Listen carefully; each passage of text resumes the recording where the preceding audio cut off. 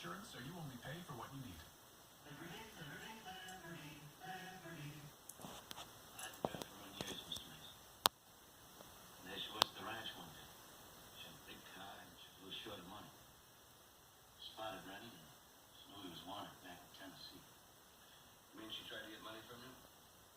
Back when I was running alimony, anything. Guess that's why I always felt so bad. She's the only one who really saw through it. Knew how conniving and downright mean she really was. Stay with your own story, Joe.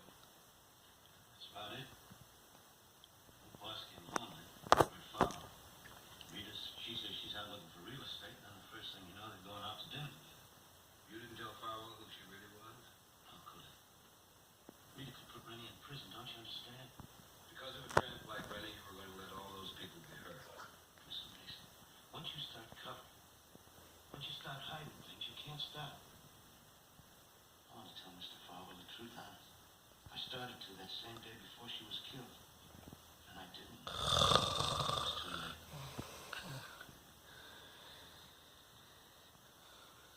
Is that all of the story, Joe? That's all. All right, Joe. Come on, Paul, we've got work to do.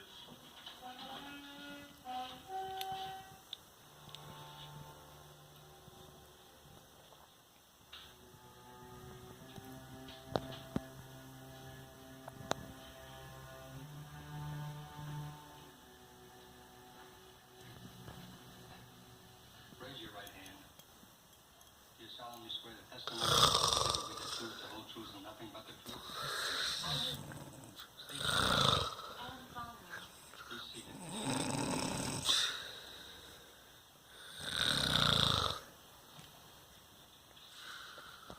And how long have you known Joe Dixon? About a year. See him often? Twice a week. Sometimes more when he gives me writing lessons.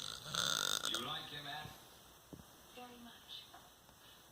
And did Joe know how you felt about your father and mother splitting up, about your father marrying Rita Conover? Yes. We talked about it all the time. Did Joe ever tell you how he felt about it? He understood better than anyone. No. Joe,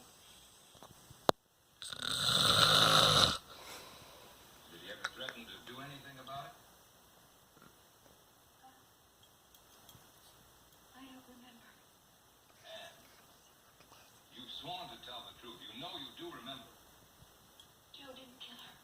I know he didn't. Ann, I didn't ask you what you thought about his guilt or innocence. I asked you if you ever heard him, Joe Dixon, the defendant, threaten to do something about your problem. Please.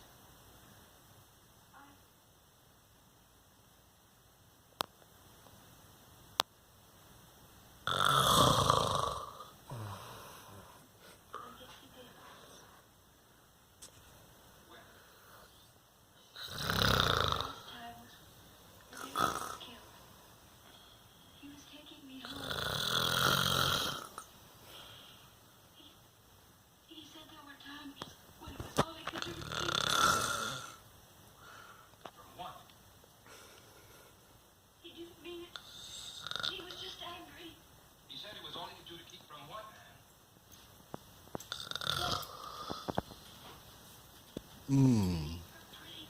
Wakey, wakey. Eggs and bakey. Say the camera. Right to the camera. Not you, Angel. The future.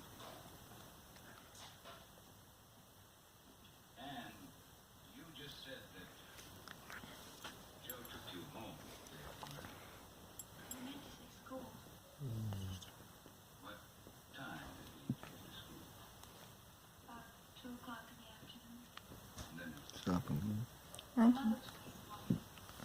She wanted to take me home for the weekend. Kind of grout. where'd you go? You fixing to go to bed, okay? You got amazing lung capacity. You got awesome lung capacity. I felt so awful about what Dad had done. I just wanted to Stop. So your mother left you at school. Stop. Did you see your In the evening, I'm gonna get you tomorrow afternoon when you just went to sleep. And you better be in a good mood. Yes, Daddy. Stop recording. Yes, Daddy. he and Rita were going to be married the next day. Okay, I'll stop him. Okay, guys, sub to my daddy Josh, sub to my daddy Fred. There wasn't any use. Don't call him Ernest, it makes him mad. Stop. Okay. And I'll get him to I went to bed.